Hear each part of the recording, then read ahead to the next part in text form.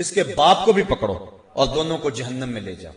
عرض کرے گی نہیں مالک، میرے بھائی کو بلایا جائے، بھائی کو بلایا جائے گا، یہ میرا بھائی اور میں اس کی بہن، میں اس کی غیرت تھی، میں جب بے پردہ گھر سے اپنے لبوں پر حیا کی لالی سجا کر سڑکوں پہ آتی تھی، اس کے غیرت کا جنازہ نہیں نکلتا تھا؟ اس نے کبھی مجھے روکا تھا؟ اس نے کبھی مجھے منع کیا تھا؟ اگر اس کی غیرت جاگتی، اس میں احساس موجود ہوتا، تو میں اتنی آوارہ نہ ہوتی کہ آج مجھے جہنم میں اس کی سزا بھگتنا پڑتی۔ اب وہ بھائی کیسے جواب دے گا جس کو خود چوکوں اور موڑوں پہ کھڑا ہونے کا چسکا ہے، اور وہ کالج کے دروازوں پہ کھڑے ہو کر کے اپنی نظروں کو تسکین دیتا ہے اور سمجھتا ہے کہ میری بہن دوسروں کی نظروں سے محفوظ ہے؟ کل قیامت کے دن وہ بھی جواب نہیں دے سکے گا۔ اللہ تعالیٰ فرمائے گا اسے بھی پکڑو، اس کے باپ کو بھی پکڑو، بھائی کو بھی پکڑو، جہنم میں لے جاؤ۔ عرض کرے گی نہیں مالک، میرے خامد کو بلایا جائے، بلایا جائے گا، یہ میرا خامد، اس کی اطاعت میرے اوپر لازم تھی۔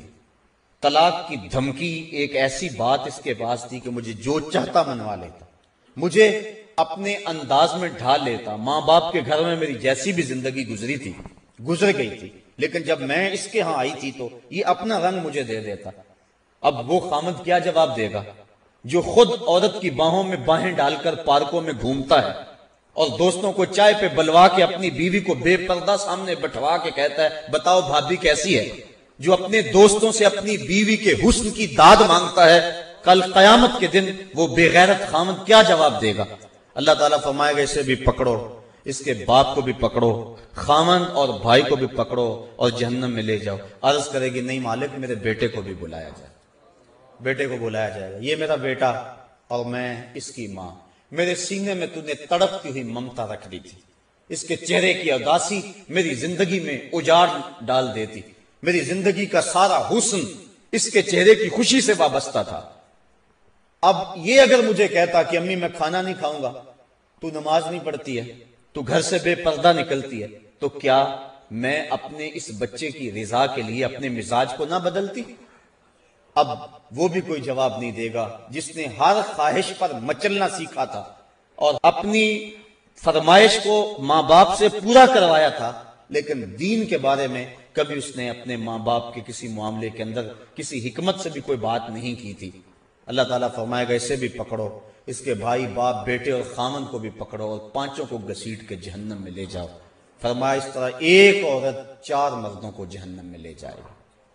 تو صاحبو یہ زندگی ہماری گزر رہی ہے، ہم دیکھیں کہ ہم کسی کی شامت اعمال سے نہ پھنس جائیں، اپنے معاملات کو بھی حسن دیں اور نیکیوں کے نور سے اپنے من میں اجالے کی کوشش کریں، اور دوسرا اپنے ارد گرد کے جو لوگ جن کی ذمہ داری ہمارے اوپر ہے، کل قیامت کے دن ہم سے ان کے بارے میں پوچھا جائے گا، قُوا أَنفُسَكُمْ وَأَهْلِكُمْ نَارًا، کہ اپنے آپ کو اور اہل خانہ کو جہنم کی آگ سے بچا لو۔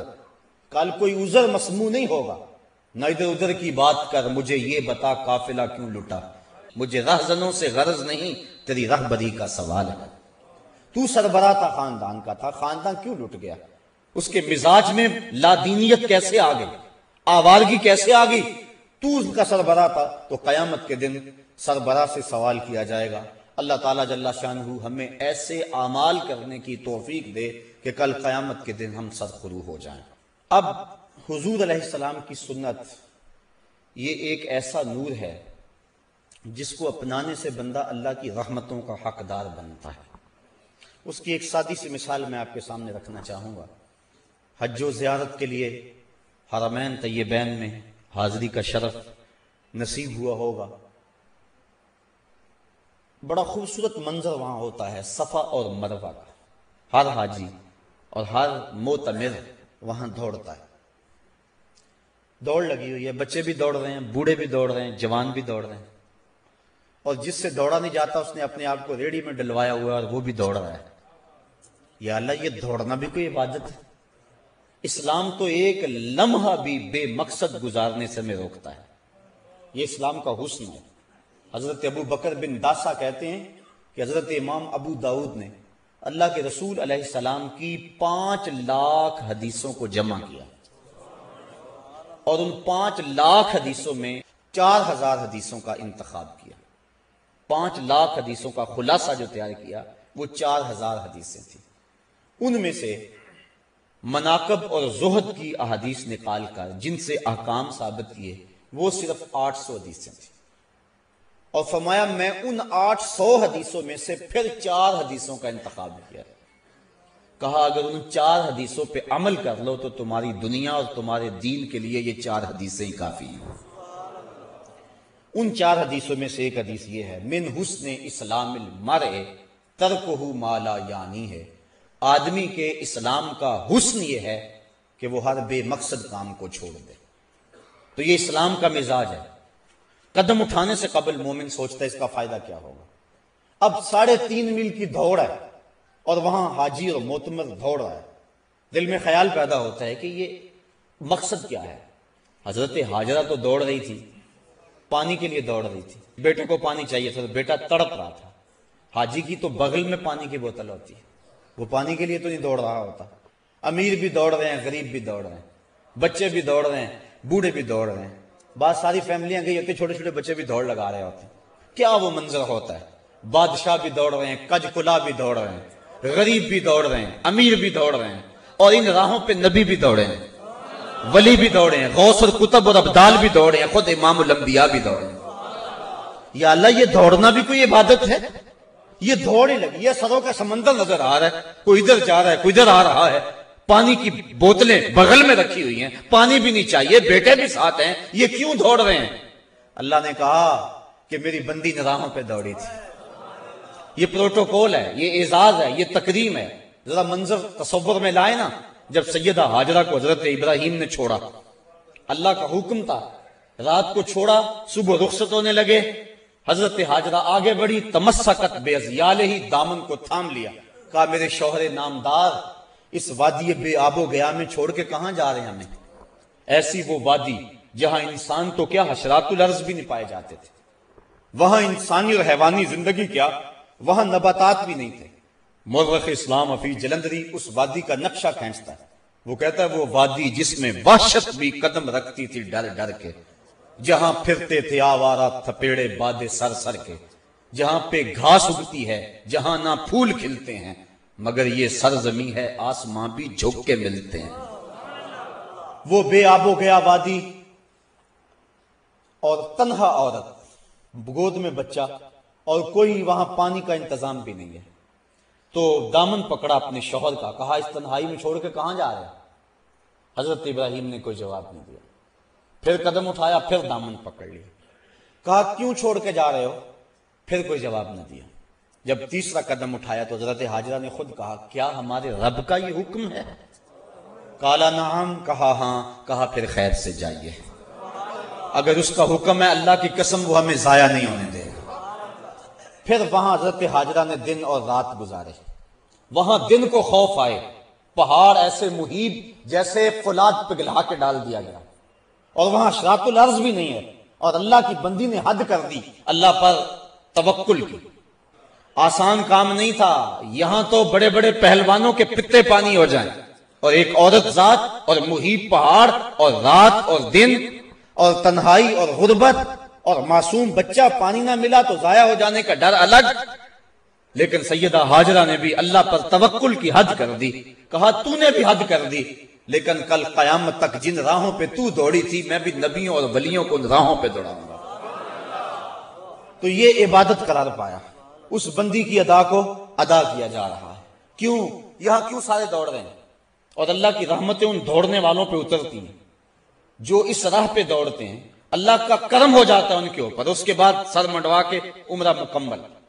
ان راہوں پہ دوڑ، جن راہوں پہ سیدہ ہاجرہ چلی تھی، ان راہوں پہ چلو تو عمرہ مکمل ہوتا ہے۔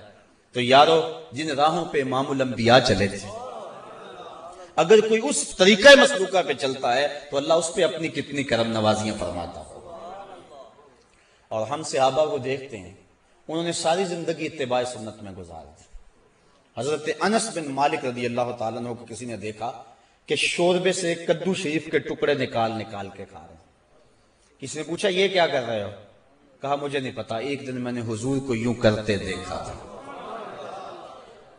یعنی یہاں تک اتباع سنت ہے، انسان اپنے مزاج کو نہیں بدل سکتا۔ میرے آپ سے محبت کا رشتہ بڑا گہرا ہو سکتا ہے، لیکن آپ کا مزاج اپنا، میرا مزاج اپنا، گھر کے افراد خانہ کا مزاج مختلف ہوتا ہے۔ بعض بات بڑی اماں کو مسئلہ بن جاتا ہے کہ آج پکائیں کیا، ایک بچہ یہ کھاتا ہے، دوسرا یہ نہیں کھاتا ہے، یہ چیز فلاں نہیں کھائے گا، یہ چیز فلاں نہیں کھائے گا۔ تو گھر کے افراد محبت بھی بڑی گہری، لیکن آپس میں انسان کی جو طبیعت ہے اس میں ہم آہنگی نہیں ہوتی ہے۔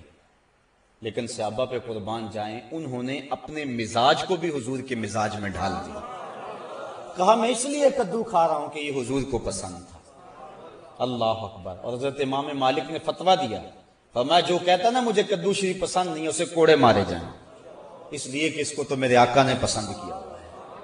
اللہ اکبر۔ تو یہ ہے حضور کی سنت کے اتباع کا جذبہ۔ حالانکہ یہ کدو شریف کو اختیار کرنا یہ سنن زوائد میں سے، اگر کوئی شخص اس کی طبیعت نہیں بھی راغب، یہ نہ کہے کہ میں نہیں پسند کرتا، یہ نہ کہے۔ امام مالک کہتے ہیں اس کو کوڑے مارے جائیں۔ لیکن اگر فرض کرو کوئی نہیں کھاتا، کئی قسم کے کھانے پڑے ہوئے اس کے سامنے، کدو شریف بھی موجود ہے، وہ نہیں کھاتا، نفی بھی نہیں کرتا، نہیں بھی کھاتا، شریعت اس پہ کوئی قدغن نہیں لگاتی۔ کیوں؟ اس لیے کہ یہ سنن خدا سے نہیں ہے، یہ سنن زوائد سے ہے۔ لیکن صحابہ نے سنن زوائد کا بھی التزام رکھا، تو سنن خدا کا عالم کیا ہوگا؟ اور آج جس معاشرے میں ہم جی رہے ہیں، یہاں سنت کی تو پرواہ نہیں کی جاتی، سنت کیا فرضوں کی پرواہ نہیں کی جاتی۔ کیسا ماحول اور کیسے حالات آ گئے، اور ہمارے اوپر جو طرح طرح کی نحوستیں اور عذاب نازل ہو رہے ہیں، اس کی ایک اہم وجہ یہ ہے، اور لازمی یہ وجہ ہے، کہ ہم نے حضور کی سنت سے رخ پھیر لیا ہوا ہے۔ اور حضور علیہ السلام کی سنت سے منہ پھیرنا یقیناً اللہ کے محبوب کی ناراضگی کا باعث ہے۔ امام قرطبی نے ایک روایت نقل کی ہے، آج آ کے سہارا تو یہ ہے نا کہ حضور شفاعت کریں گے، لیکن حضور فرماتے ہیں جس نے میری سنت سے منہ موڑا، کل قیامت کے دن میں اس کی شفاعت نہیں کروں گا۔ یہی تو ایک سہارا ہے، اور اگر حضور نے بھی شفاعت نہ کی تو بتاؤ کہ ہمارا آسرا کیا رہ جائے گا۔ تو صاحبو، سنت پر عمل یہ ایک مومن کا شعار ہے اور مومن کا مزاج ہے۔ اور آقا کریم علیہ السلام نے اپنی سنتوں کے احیاء پر کتنا پیارا وعدہ دیا کہ جو فساد امت کے دور میں میری ایک سنت کو زندہ کرے گا، اللہ اسے 100 شہیدوں کا ثواب عطا فرمائے۔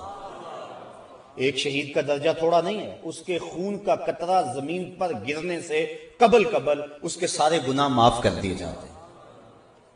اس نے اپنی جان جیسی متاع عزیز وار دی ہوتی ہے، لیکن جو سنت پہ حامل ہوگا تو اس کو 100 شہیدوں کا ثواب ملے گا، اس لیے کہ سنت پہ عمل کرنا فساد امت کے دور میں انتہائی مشکل ہے۔ نفس روکتا ہے، معاشرہ روکتا ہے، گھر والے روکتے ہیں۔ ایک زمانہ تھا کہ ایک نوجوان کی شادی ہونے لگی، تو اس کے گھر والوں نے اس کو کہا کہ آپ داڑھی کٹوا دیں، لیکن وہ اڑ گیا۔ اس کے گھر والے میرے تک پہنچے کہ یہ آپ کے درس وغیرہ سنتا ہے، تو آپ جو ہے وہ اسے سمجھائیں کہ یہ داڑھی منڈوا دے۔ میں نے کہا اس میں کیا حرج ہے داڑھی میں؟ تو کہنے لگا کہ وہ اس کا بھائی بھی کہنے لگا یہ میرے سے چھوٹا ہے، لیکن داڑھی کی وجہ سے مجھ سے بڑا نظر آتا ہے۔ میں نے کہا یہی تو حضور کے سنت کا کمال ہے کہ سنت چھوٹوں کو بھی بڑا بنا دیتی۔ تم کہتے ہو یہ بڑا نظر آتا ہے، یہی تو سنت کا کمال ہے، سنت عزت دیتی ہے اور بڑائی دیتی ہے۔ میں نے کہا میں تو پتہ نہیں کتنے درسوں کا نتیجہ ہے، اور اللہ سے کتنی دعائیں مانگتا ہوں اپنے سامعین کے لیے کہ یا اللہ جو میں کہوں ان کے دل میں اتار دے۔ تو میں نے جس کو خون جگر سے سینچا ہے، کیا تمہارے کہنے پہ اس کو روک دوں؟ یہ کیسے ہو سکتا ہے؟ میں نے کہا میں تو اس کو تھپکی دوں گا کہ جمع رہنا، ڈٹا رہنا، تیرے اوپر اللہ اس کے رسول کا سایہ رہے گا۔ تو یہ کیسا ماحول آ گیا، کیسے حالات آ گئے ہیں۔ لوگ کہتے ہیں کسی کو مسیتڑ کا تانا، وہ فلاں تو مسیتڑ ہو گیا، کسی کو کچھ کہہ دیا، کسی کو کچھ کہہ دیا۔ تو بعض بات ایسا ہوتا ہے کہ کوئی شخص جس نے سنت رسول چہرے پہ رکھی ہے، اس سے کوئی ناسزا کام سرزد ہو جاتا ہے، تو ہمارے معاشرے میں جھٹ جو ہے وہ اس کے اوپر حملہ ہوتا ہے۔ وہ جا رہا تھا نا وہ بندہ سائیکل پہ، تو لمبی لمبی اس کی داڑھی تھی، تو وہ بریک نہ لگی، تو وہ کسی میں سائیکل لگ گیا۔ اس نے کہا اتنی بڑی داڑھی رکھی ہوئی ہے۔ اس نے کہا یار داڑھی ہے، بریک تو نہیں ہے، یعنی اس کا تعلق کیا ہے بریک سے؟